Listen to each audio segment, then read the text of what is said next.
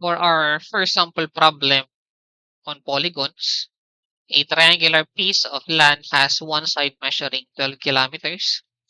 The land is to be divided into two equal areas by a dividing line parallel to the given side. Now the question is, what is the length of that dividing line? Para mas magets yung problem, let's try to draw the figure.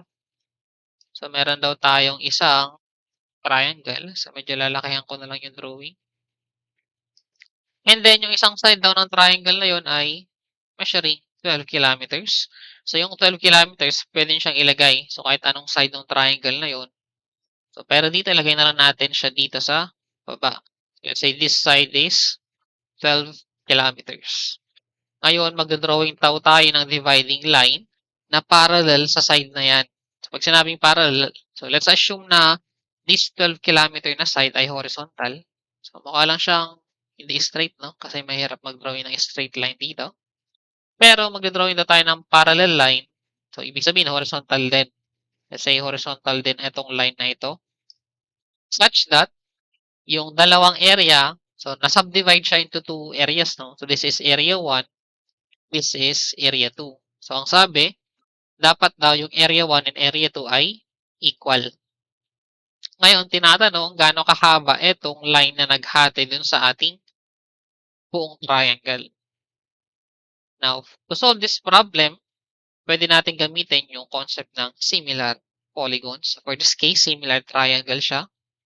So, pwede nyo tingnan, meron tayong big triangle. So, ito yon yung big triangle natin. Tagilid na siya. So, basahin yung ating big triangle. And then, ito naman yung ating smaller triangle.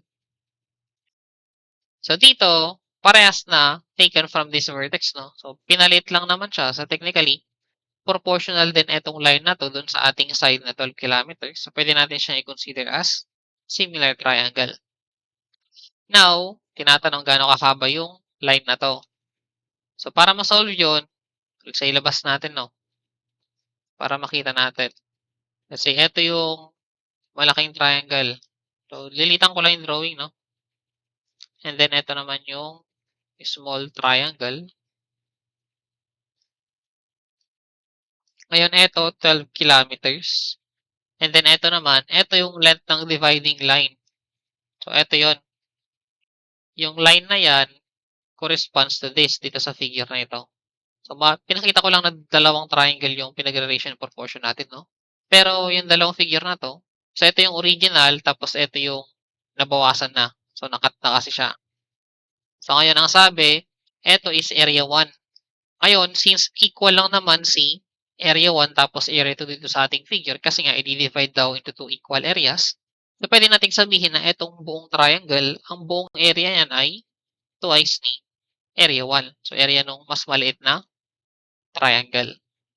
Now, applying ratio and proportion or by similar areas, sabi natin doon, yung area ng dalawang triangle, pwede siya lang ipag-divide. So, you can put the bigger triangle sa taas or smaller triangle sa taas. So, vice versa. Pwede nyo gawin, no? So, let's say, yung area muna nung mas maliit na triangle, so, di-divide mo dun sa, lagyan na lang natin. So, say, area of smaller triangle divided by area of bigger triangle. So, ito, sa area ng small triangle, area 1. Samantalang yung area ng mas malaking triangle natin, that's twice ng area na to. Kasi area 1 is equal to area 2. So that's area 1 over 2 area 1. So sabi natin, pag similar areas, the ratio ng dalawang areas is equal to the square ng ratio naman ng kanilang dimension. So dito, ang mangyayari, si 12 kilometer is proportional dun sa length ng dividing line. Ngayon, inuna natin sa taas si smaller. So, dapat yung dimension din is smaller yung ilalagay natin sa numerator. So, basically, L over 12. And then, kapag similar area, itong ratio ng dimension, dapat nyo siyang squared. Now, as you can see, pwede natin i-cancel yung area 1 dito. Kasi hindi naman natin siya kailangan actually. So, ang mangyayari, matitira na lang. So, you have 1 half equal siya kay L over 12 squared. So you can perform algebraic manipulation or you can use the shift solve sa calculator to solve for the value of L. So yung L natin dito, equal siya kay 8.485. So kilometers yung unit nung 12. So kilometers din ito.